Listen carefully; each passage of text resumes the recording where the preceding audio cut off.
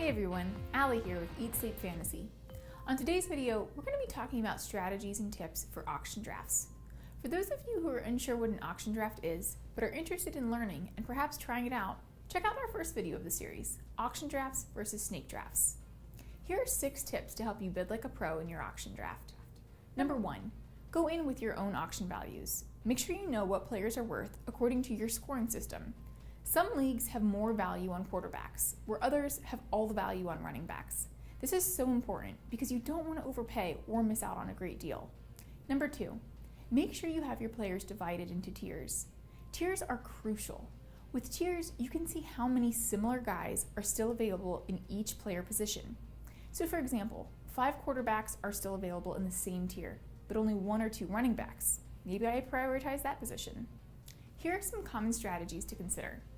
One strategy is to focus on stars and scrubs. Here you come out strong and get 2 to 4 of the top guys right off the bat, spending anywhere from 50 to 80 or even 90% of your budget on these top-end guys. Another strategy is to wait around, or also called the sit and wait. Here you literally just wait till others overspend and you get values afterwards. This strategy is often most effective in leagues who are new to auction drafting. My favorite strategy is to just mix it up. Staying in the mix on many big players, only to see if you can get them for a significant discount, is a strategy that I love. Bid on a ton of guys up front and see who you can get for a steal.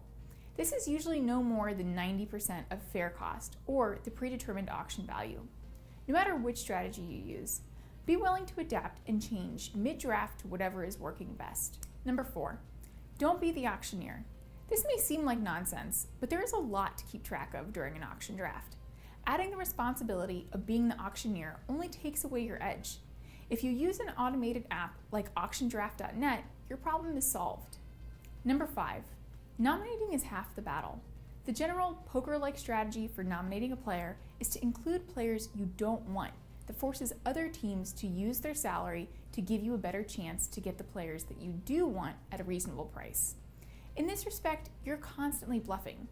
Early in the draft, you start the bidding at a slightly higher price, say 10 or 15, to get the bidding going. But be careful if you start too high on a mid player, otherwise you might get stuck with them. Number 6, keep track of budgets. This applies to both your budget and those around you. Knowing what you have left lets you plan. Knowing what your league mates have left lets you pick the right moment to get exactly who you want on your team. Again, using a draft app like auctiondraft.net will keep track of all budgets and prevent overspending. We hope you try out these strategies in your next auction draft. And for more insight and information, make sure to check out eatSleepFantasy.com.